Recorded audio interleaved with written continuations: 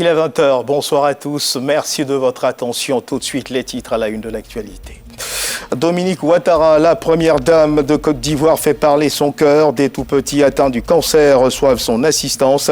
Des cadeaux à quelques jours de la fête de la Nativité et un véhicule de transport de 15 places en vue de faciliter leur déplacement lors des différents traitements dans les centres spécialisés. On en parle en début de journal. À 17 350,2 milliards de francs CFA, le budget 2026 de l'État de Côte d'Ivoire a été adopté par la Commission des affaires économiques et financières du Sénat. Il enregistre une hausse de 13,1% par rapport à celui de l'année 2025. Nous irons à Yamoussoukro, la capitale politique, pour les détails.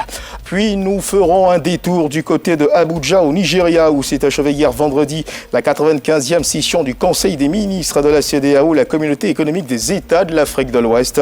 La situation politique, sécuritaire et économique de la sous-région passée au peigne fin par les ministres en attendant le sommet des chefs d'État de l'organisation ouest-africaine prévu pour dimanche. À suivre dans ce journal le point de nos reporters dans le pays.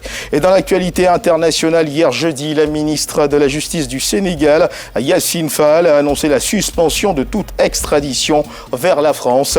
Le Sénégal demande que s'applique la réciprocité dans ce type de procédure. Voilà pour l'essentiel. Madame, monsieur, bonsoir et merci de nous suivre. Nous disions à l'entame de cette édition, à quelques jours de la fête de Noël, l'ONG Adorade offre une parenthèse enchantée aux enfants atteints du cancer. La Madeleine de ce sapin médical, la première dame Dominique Ouattara, a offert plus de 200 cadeaux à ces tout-petits et surtout un véhicule de transport de 15 places en vue de faciliter leur déplacement lors des différents traitements dans les centres spécialisés. Le cancer est l'une des principales causes de décès chez les enfants et les adolescents. Il constitue la deuxième cause de décès après les accidents. En Côte d'Ivoire, nous sommes à 1019 nouveaux cas et 586 décès par an. L'ONG Adorade et les parents d'enfants malades ont fait un plaidoyer en faveur de la prise en charge des soins et des médicaments pour les enfants qui luttent contre le cancer en Côte d'Ivoire. Béatrice Durand, représentante de la première dame de Côte d'Ivoire, a transmis à ces tout-petits et à leur famille un message d'espoir et de soutien que je vous invite à suivre. Chers enfants, maman Dominique Ouattara me fait vous dire que vous êtes les véritables héros de cette journée. Votre force, votre courage et votre sourire au cœur de l'épreuve nous donnent à tous une leçon de vie. Vous n'êtes pas seuls. Toute la Côte d'Ivoire marche avec vous pas à pas pour vous accompagner sur le chemin de la guérison.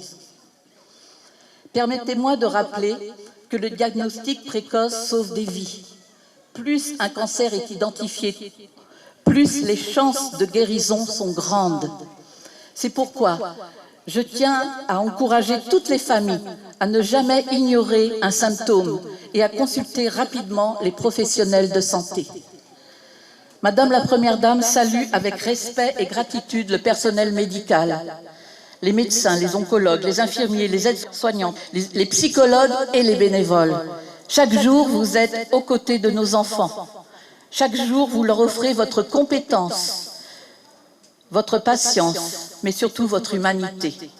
Elle vous dit merci du fond du cœur.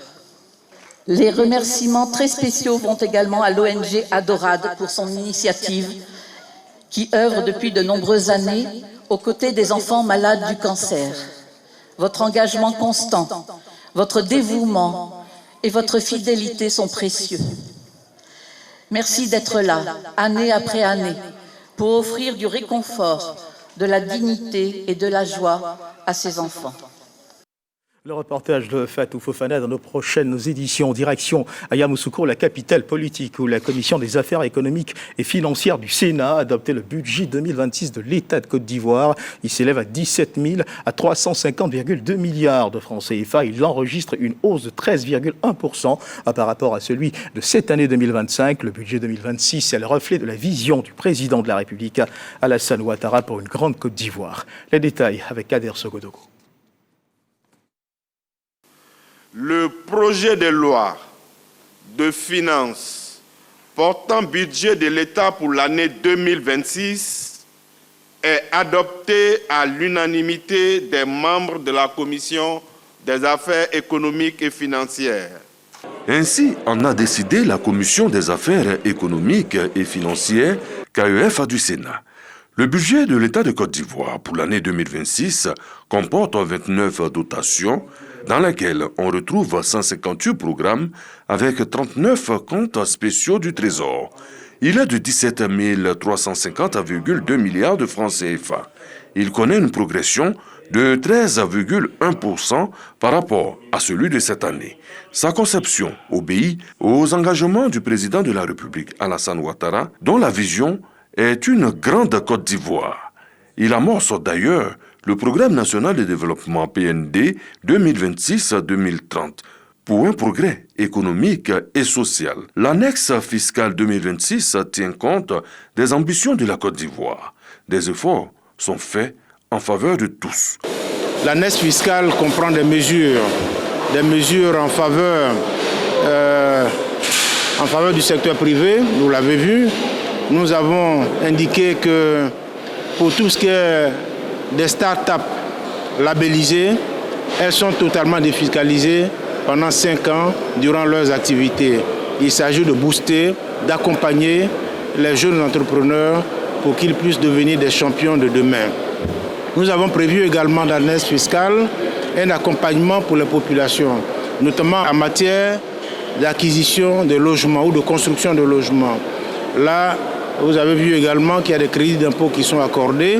Il y a aussi que tous ceux qui empruntent l'argent pour construire leur logement, si les logements sont leur premier logement et si le coût est inférieur à 40 millions, ils seront exonérés de ce qu'on appelle la TOB, la taxe sur les opérations bancaires. Durant 5 jours, les membres du gouvernement se sont succédés pour soumettre leur budget programme détaillé. L'adoption du projet de loi de finances portant budget de l'État de Côte d'Ivoire au titre de l'année 2026 par la KEF ouvre sur la plénière, où il reviendra à l'ensemble des sénateurs de l'adopter. Transparence budgétaire et exigence démocratique obligent. Un regard innocent, un magnifique sourire, une élégance à nul autre pareil, une présence qui marque et qui, malgré le fil d'années écoulées, continue d'inspirer certaines générations. Madame, Monsieur, voici les mots qui nous viennent à l'esprit pour décrire le personnage, mieux la personne que nous aborderons ce soir dans la page culture de ce 20h, à travers un livre écrit par un auteur qui nous fait l'honneur d'être avec nous ce soir. Son nom, Brice Brou. Brice, bonsoir. Bonsoir, monsieur. Et bienvenue sur ce plateau. Merci. Alors avec vous, nous allons donc parler de la naissance d'une icône, le titre de votre ouvrage, mieux donc de cette personne à laquelle l'œuvre fait référence. Il s'agit bien sûr de l'épouse du premier président de la République de Côte d'Ivoire. Donc j'ai nommé Marie-Thérèse Houphouët-Boigny, son épouse. C'est d'elle que nous allons donc parler à 20h ce soir dans la page culture. Alors de belles surprises nous attendent, n'est-ce pas, au cours de cet entretien? Merci. Et on se retrouve dans une demi-heure justement pour poursuivre cet entretien. Mais en attendant, regardons du côté de Abuja au Nigeria où s'est achevée hier vendredi la 95e session du Conseil des ministres de la CEDEAO, la Communauté économique des États de l'Afrique de l'Ouest. La situation politique, sécuritaire et économique de la sous-région passée au peigne fin par les ministres en attendant le sommet des chefs d'État de l'organisation ouest-africaine prévu pour dimanche. Les détails avec Mahama Traoré et Lamine Dramé, nos envoyés spéciaux à Abuja au Nigeria. Les travaux se sont achevés tard dans la nuit, tant les points abordés méritaient une attention particulière. Les ministres ou leurs représentants ont notamment passé au peigne fin les dossiers relatifs à la stabilité et au progrès socio-économique de la sous-région. Nos discussions confirment que la force de la CEDEAO réside dans notre unité, notre solidarité et notre aptitude à utiliser les moyens diplomatiques opérationnels pour sauvegarder et promouvoir notre cadre de paix et de sécurité partagée. Nous avons aussi réfléchi profondément sur la situation politique dans certains États membres et leur impact sur la gouvernance démocratique dans la région. Représentant la Côte d'Ivoire à cette 95e session du Conseil des ministres de la CEDEAO, l'ambassadeur Kalilou Traoré se réjouit des avancées majeures sur le plan de l'intégration économique sous-régionale. Nous avons également appris que tous les 14 pays sont interconnectés du point de vue électrique. Nous avons eu de bonnes nouvelles également sur le corridor Abidjan-Lagos. Toutes les études sont terminées pour la réalisation de l'autoroute.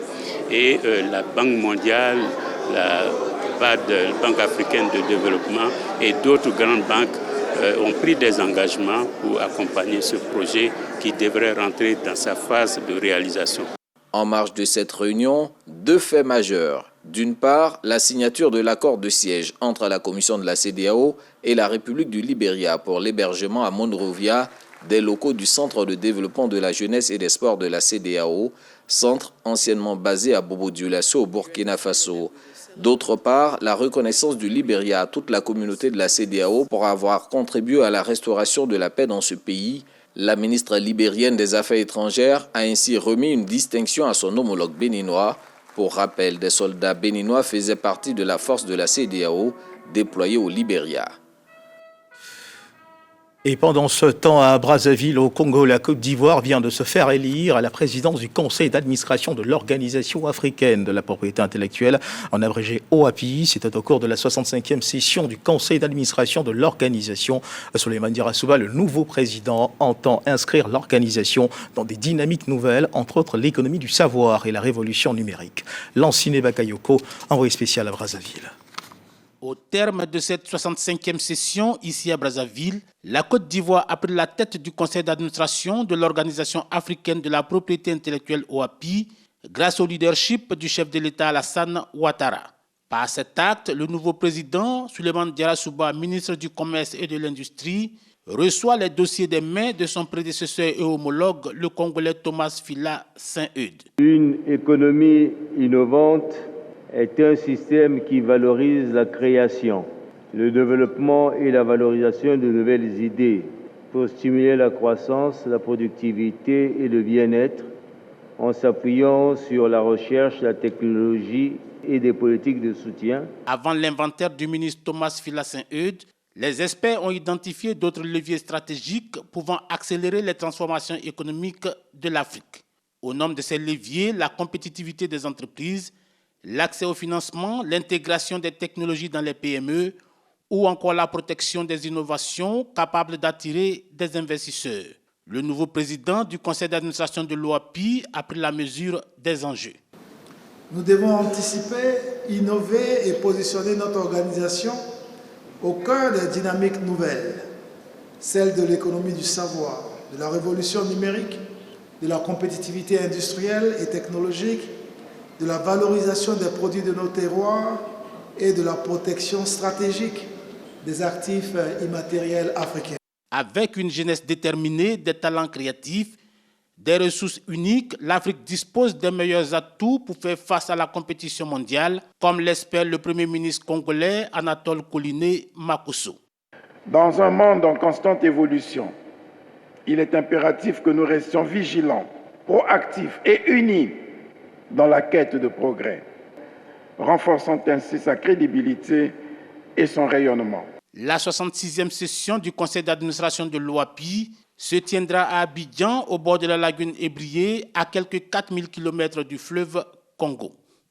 Direction à présent Bruxelles en Belgique. La Chambre ivoirienne de commerce et d'industrie en Belgique a désormais une adresse dans le pays. Ses locaux sont situés dans l'écrin prestigieux de l'hôtel Hilton à Bruxelles. Un locaux inauguré le 27 novembre dernier en présence d'un parterre de personnalités. Les précisions de Malika Koulibaly. Une chambre ivoirienne de commerce et d'industrie Belgique-Europe est née à Bruxelles. Objectif, stimuler, encourager et multiplier les investissements directs vers la Côte d'Ivoire, et ce, en mobilisant les partenaires européens et ivoiriens de la diaspora. Nous avons un rôle assez important, c'est celui de connecter des entreprises ivoiriennes avec des acteurs européens, des partenaires institutionnels, pour leur permettre d'avoir cet avantage compétitif et de pouvoir faire rayonner à l'international le savoir-faire de la Côte d'Ivoire. Saluer cette belle initiative et remercier les organisateurs pour ce moment qui permet de mettre en évidence ce que notre diaspora peut faire et sait faire. Implanter une chambre de commerce ivoirienne en Belgique est une grande prouesse et nous les félicitons pour cette belle initiative. Ce rendez-vous historique a enregistré la participation des institutions, des agences de développement, des entrepreneurs, entreprises et des acteurs économiques d'Europe et d'Afrique. Ils adhèrent à l'idée. De cette chambre de commerce, il est fondamental pour pouvoir promouvoir les échanges commerciaux dans les deux sens, bien évidemment, surtout de la Côte d'Ivoire en Europe, mais inversement, Et nous, l'Union européenne, c'est une de nos priorités, donc on veut en faire des partenaires privilégiés. En ma modeste qualité de consul honoraire du Luxembourg, on va aussi développer des relations avec le Luxembourg et la coopération luxembourgeoise. En tout cas, bravo pour cette initiative. Avec cette inauguration, c'est le renforcement du pont économique entre la Côte d'Ivoire et l'Europe. Un pont résolument tourné vers l'impact, la coopération et l'avenir. Et ici en Côte d'Ivoire, les organisations de la société civile ivoirienne renforcent leurs capacités afin de mieux s'approprier le MAEP, le mécanisme africain d'évaluation par les pairs, un outil déterminant pour évaluer la bonne gouvernance dans les pays de l'Union africaine, particulièrement en Côte d'Ivoire. C'était au cours de la 4e édition de l'Université d'été pour la bonne gouvernance qui s'est tenue à l'Université Félix Houphouët-Boigny d'Abidjan. Reportage, Régis Kofi, Davy Soyo. En 2026, la Côte d'Ivoire fera l'objet de sa 2e évaluation par le mécanisme africain d'évaluation par les pairs, le MAEP.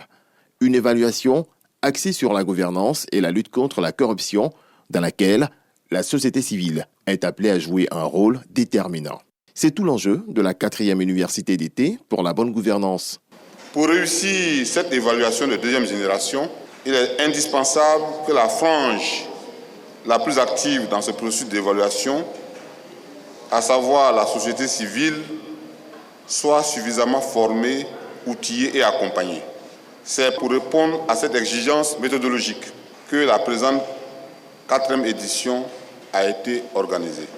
Les organisations de la société civile occupent une place centrale dans le processus d'évaluation de la gouvernance.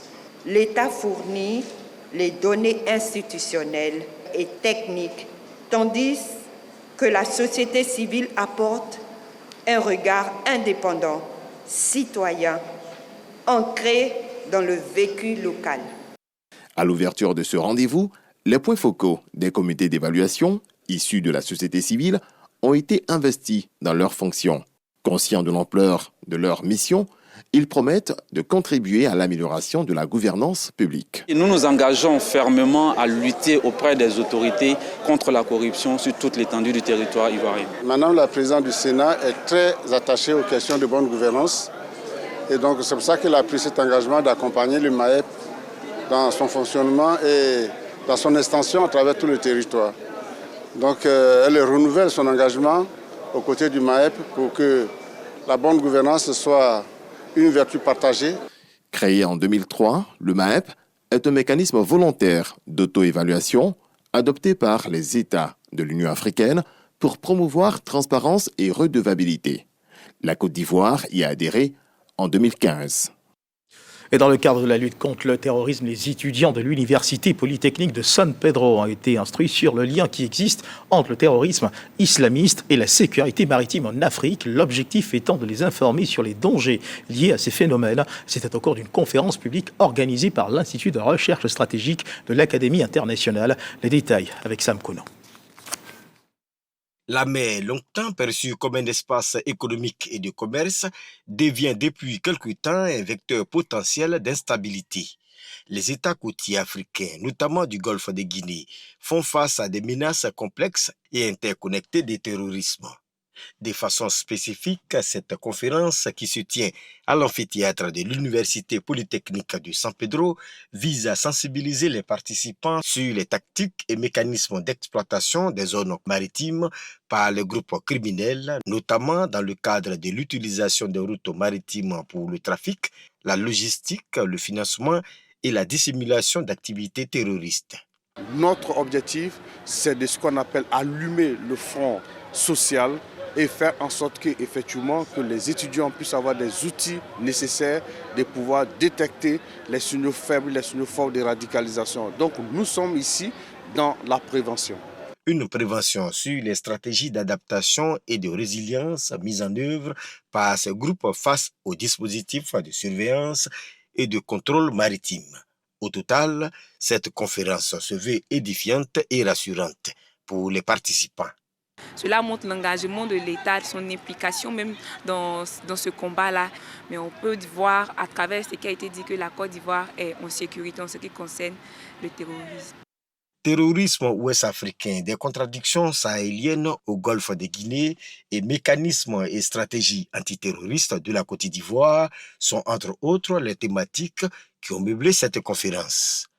Reportage signé Sam Conan et dans les colonnes de ce journal, une présentation de lettres de créance, celle de l'ambassadeur de la Côte d'Ivoire en Inde, Eric Kamindri, qui assure désormais la représentation diplomatique du pays au Bangladesh. Précision de nous Sangaré. Nommé en avril 2025, Eric Kamindri a été élevé au rang d'ambassadeur extraordinaire et plénipotentiaire. Déjà en poste en Inde avec résidence à New Delhi, il assume aussi désormais la fonction de représentant diplomatique de la Côte d'Ivoire auprès de la République populaire du Bangladesh. La cérémonie de présentation des lettres de créance s'est déroulée à Dakar en présence des responsables bangladais. À cette occasion, le diplomate a réaffirmé la volonté des autorités ivoiriennes de renforcer les relations bilatérales, notamment dans les domaines économiques et commerciaux. Enseignement technique et formation professionnelle, le Conseil national des branches professionnelles CNBP de Côte d'Ivoire, officiellement présenté au grand public hier jeudi. Sa mission a assuré donc l'adéquation entre la formation et les besoins de l'économie nationale. On en sait plus avec Ami Traoré et Kéré Adama. Le Conseil national des branches professionnelles de Côte d'Ivoire vient de voir le jour. Il a été présenté aux chefs d'entreprise et au pouvoir public par le ministère chargé de la formation professionnelle. Composé de 13 branches, cet organe central vise à améliorer la compétitivité des entreprises et à faciliter l'insertion professionnelle des jeunes Ivoiriens. Le Conseil national des branches professionnelles et la plateforme numérique des branches professionnelles marquent une étape essentielle dans la mise en œuvre du partenariat État-secteur privé instituée depuis la Convention cadre de 2009. Celle-ci avait pour ambition de corriger une réalité bien connue, le décalage persistant entre les compétences produites par notre système de formation et les compétences réellement recherchées par les secteurs économiques. Le CNBP favorise l'adéquation formation-emploi grâce à un appui du Fonds mondial. La Banque mondiale accompagne le gouvernement ivoirien à travers le PGDEC avec une ambition de donner des opportunités de formation et d'emploi aux jeunes de Côte d'Ivoire. Et cela passe nécessairement par un acte, celui de redynamiser les branches professionnelles. Et pour nous, c'est un heureux aboutissement que cette plateforme puisse être fonctionnelle aujourd'hui. Cette cérémonie de présentation a été l'occasion de valoriser la plateforme numérique du Conseil national des branches professionnelles afin de communiquer et d'informer le public sur les actions de la fêtière. Voilà une présentation faite le jeudi de cette semaine. Nous sommes samedi aujourd'hui. Madame, monsieur, une école primaire entièrement équipée vient d'être inaugurée dans le quartier SOS résidentiel de la ville d'Aboisseau, fruit d'un partenariat entre la Fondation Donassi et le Comici, un geste engagé afin de contribuer au bien-être des populations. C'est la reine de beauté ivoirienne, Diamala Marie-Emmanuel, élue en 2024, qui a choisi le quartier SOS résidentiel de la ville d'Aboisseau pour abriter cette école. Reportage signé Régis Kofi et Khalil Diomondé. Un nouvel édifice scolaire pour les enfants du quartier SOS résidentiel d'Aboisseau. Baptisé EPP Diamala Marie-Emmanuel, du nom de la Miss Côte d'Ivoire 2024, l'école comprend 6 salles de classe, un bureau pour le directeur et des latrines. Sa réalisation est le fruit d'une collaboration entre le comité Miss Côte d'Ivoire et la Fondation Donassi. Nous remettons aujourd'hui un lieu d'apprentissage, de sécurité et d'espoir. Un lieu où chaque enfant pourra grandir, rêver et préparer son avenir. Le quartier SOS ne disposait pas d'établissement scolaire public, d'où la joie et le bonheur ressentis en ce jour à travers l'ouvrage que vous offrez. La population d'Aboisseau vous remercie infiniment. La construction de cette infrastructure éducative a coûté 69 943 000 francs CFA et son équipement est évalué à plus de 12 millions de francs CFA. La Fondation Donassi réalise une œuvre sociale choisie par la reine de la beauté ivoirienne dans la localité de la région qu'il a portée.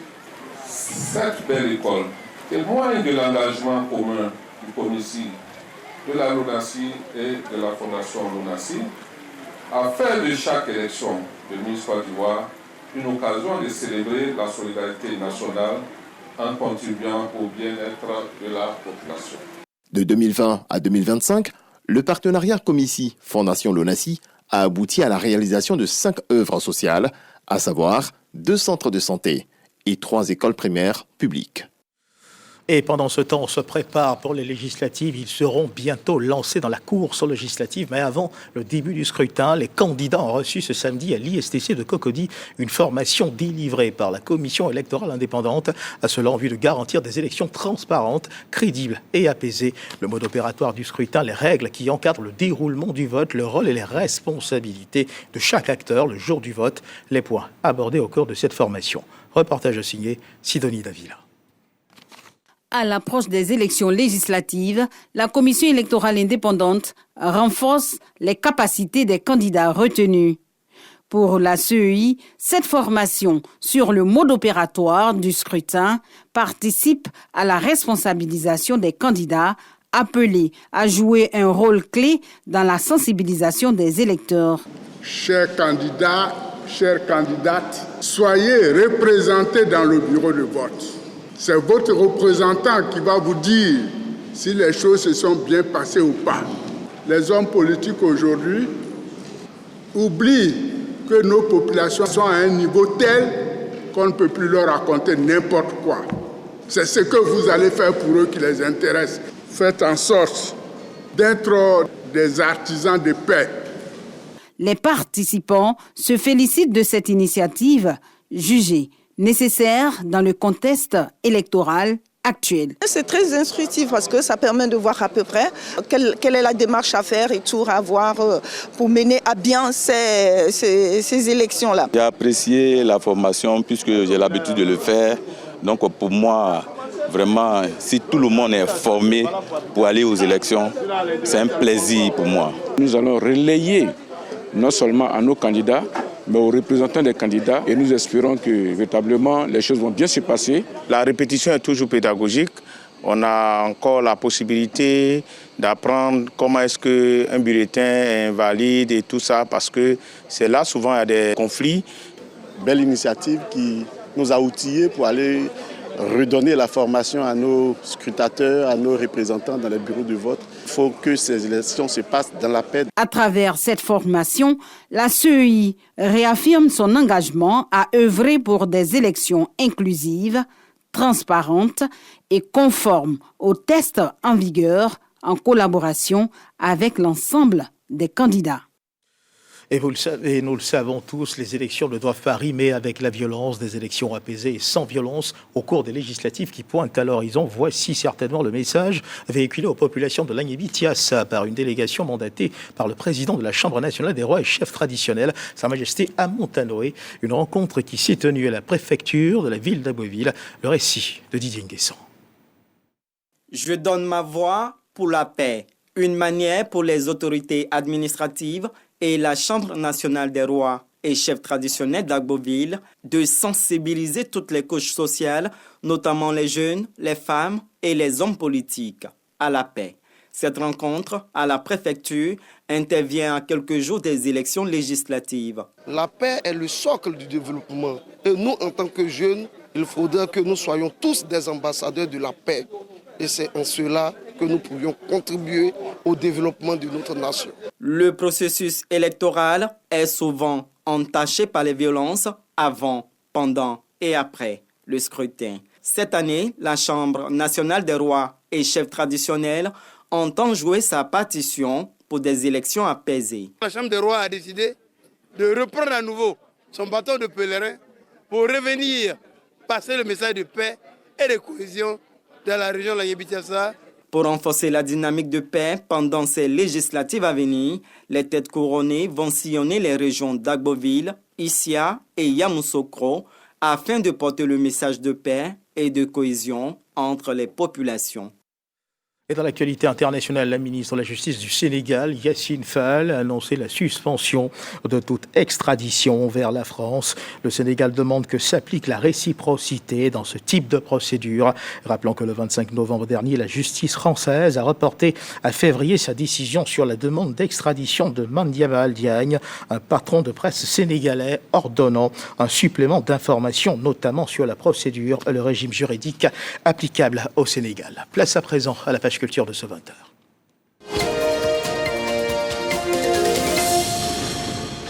Terrorisme ouest-africain, c'est le titre d'un livre écrit par Dr Lassina Diarra, directeur de l'Institut de recherche stratégique de l'Académie internationale de lutte contre le terrorisme en Côte d'Ivoire. Le livre aborde la guerre imposée par les terroristes ou djihadistes dans la sous-région. La dédicace de l'œuvre s'est tenue dans la commune de Cocody en présence du grand chancelier Ali Koulibaly. Reportage de Walter Amadou Ouattara.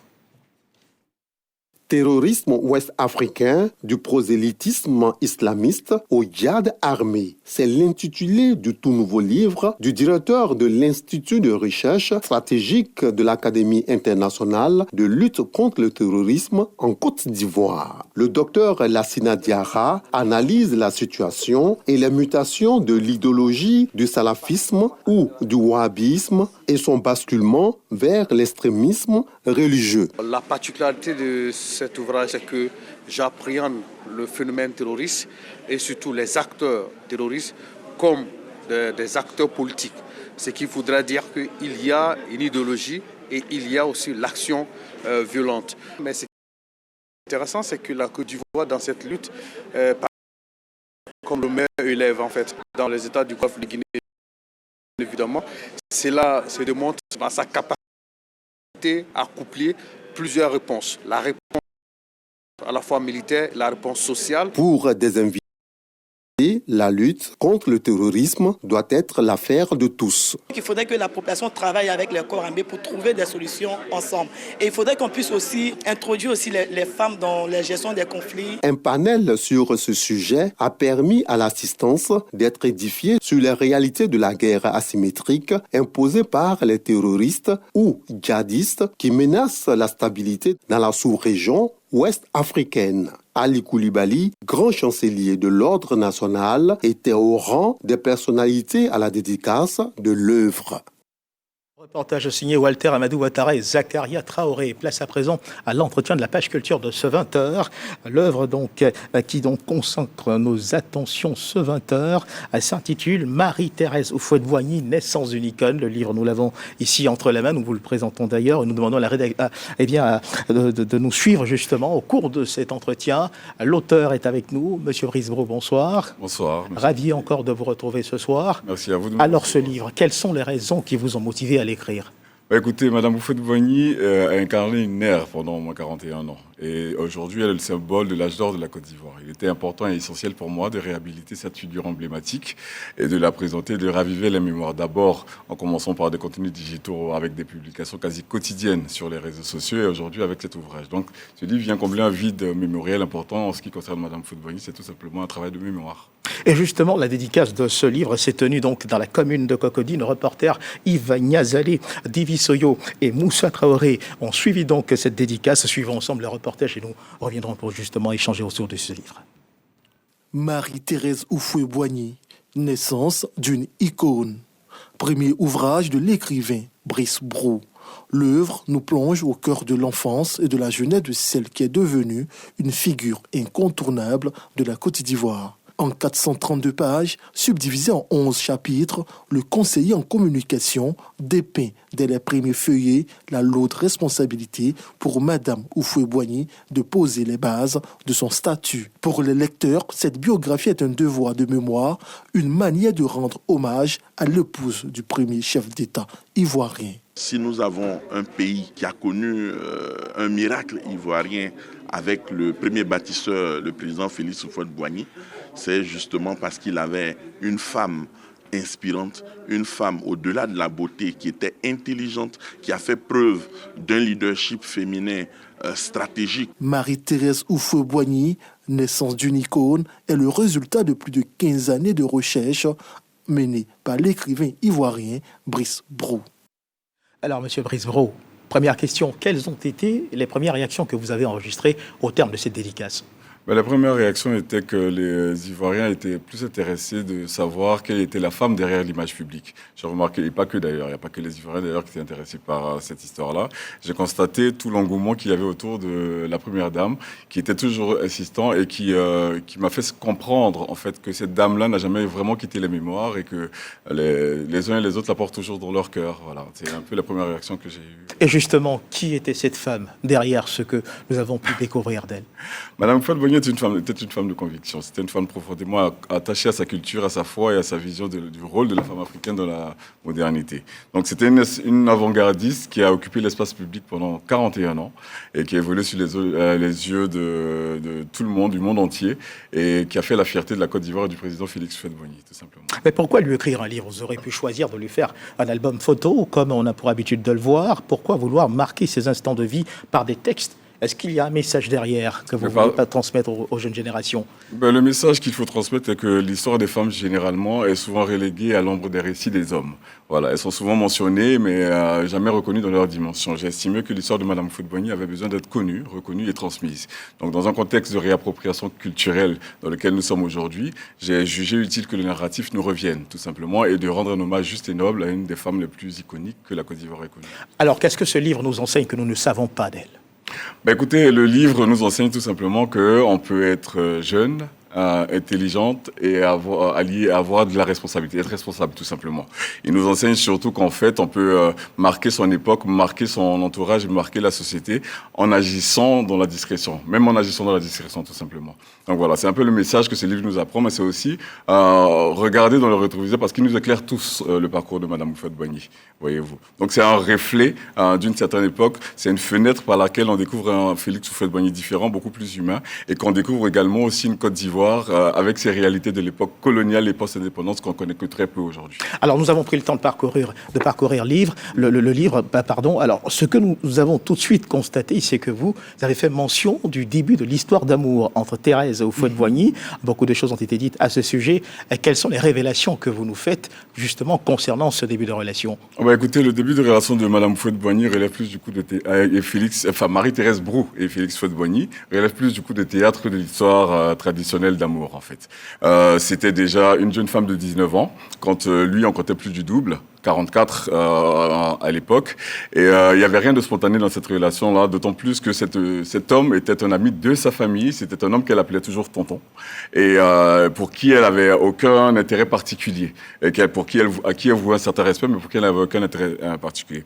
Son père, le père de Madame Houphouët-Boigny, était contre ce mariage. Donc Houphouët-Boigny s'est vu opposer un non catégorique, tout simplement, parce qu'il estimait qu'un homme avec une carrière à haut risque, tel que Félix Houphouët-Boigny, qui ne faisait pas l'unanimité du tout à l'époque et qui était dans le viseur de l'administration coloniale, ne pouvait pas épouser celle qu'il considérait comme son soleil et sa fille qu'il lui avait envoyée en France pour ses études afin qu'il la protège et l'encadre. Alors je remarque que Marie-Thérèse Houphouët-Boigny s'appelait Marie-Thérèse Brou, vous vous appelez Félix Brou. Est-ce qu'il existe un lien particulier entre vous ? Elle revient souvent cette question. De toute façon, j'ai beau dire que nous ne sommes pas liés par des liens de sang, mais bon, la plupart des gens s'imaginent que c'est pour brouiller des pistes. Donc Madame Houphouët-Boigny, tout ce qu'il y a à retenir, c'est que c'est une mère, une grand-mère, une sœur, une amie pour moi. En tout cas, la proximité, le lien affectif est existant. Alors, ce que ce livre nous enseigne, c'est que ses parents n'étaient pas d'accord avec cette relation. Tout à fait. N'est-ce pas ?